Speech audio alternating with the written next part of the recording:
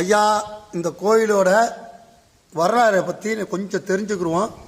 இந்த கோயில் எங்கே இருக்குன்னா திருவாரூர் பகுதியில் இருக்குது. எழுத்த மாதிரி குளம் இருக்குது. இதில் என்ன ஒரு விஷயம்னா, இந்த இதோட வரலாறு எப்படி என்ன அர்த்தம்னு ஐயாட்ட கேட்போம். ஐயா, இது இந்த சாமிக்கு யார் மோட்சம் கொடுத்தது? ஜடாய மோட்சம் கொடுத்தது.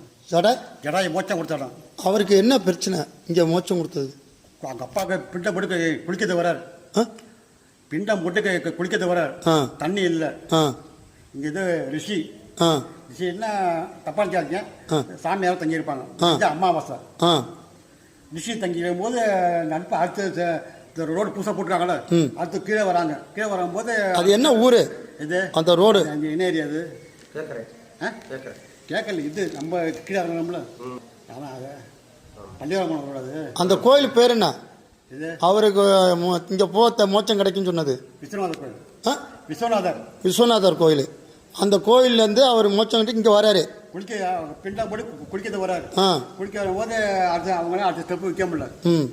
ஸ்டெப் வைக்கும் போது ஜடாய மோனி வர அஞ்சே சேர்ந்து வராங்க. வரும்போது அம்பாட்ட தூது போகிறாங்க. தூது போய் அம்பாள் போய் சாமிகிட்ட உத்தரவு கேட்குறாரு. உங்களை வந்து ஜடாய மோனி ஆஞ்சநேயர் பார்க்க வந்திருக்காங்கன்னு. என்ன காரணம் கேட்குறாங்க. கேட்கும்போது உங்கள் பக்கத்துல அவங்க வந்து எங்கள் அப்பா கிட்ட போனால் குளிக்க தண்ணி வந்துடுறேன். சரி, நான் கொலை வெட்டி தரேன். கங்கை யமுனை சரஸ்வதி 9 நேரம் தண்ணி கொடுத்து சொல்லி நான் கொலை வெட்டி தரேன். பறந்து போயிடுறாரு. விடிஞ்சா அமாவாசை விடிஞ்சா குளம் வெட்டிடுறாங்க. அவங்க ஜடாபஸ்து சடை பெருசாக்கும். தண்ணி நுப்பிடாங்க. தண்ணி நுப்பிட்டு சாமி தரிசனம் பண்ணுறாரு. சாமி தரிசனம் பண்ணுறாரு.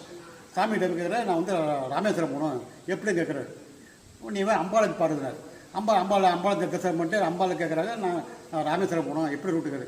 நீ போய் 4 வீதி சுற்றி வா. இது வெறும் காடு.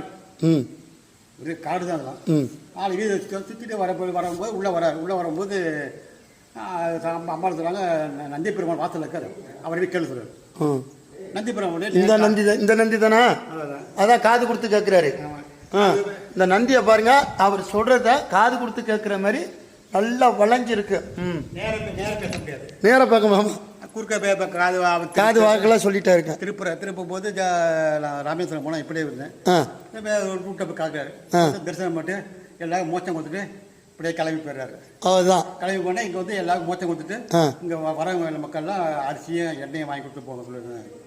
இங்கே வந்தால் தோசம் கழியும். ஆமாம், எல்லா தோசமா இல்லை? தோசம்னா தப்பா நினைக்காதீங்க. குழந்தை இல்லாதவங்களுக்கு குழந்தை பிறக்கும். கண்டிப்பா.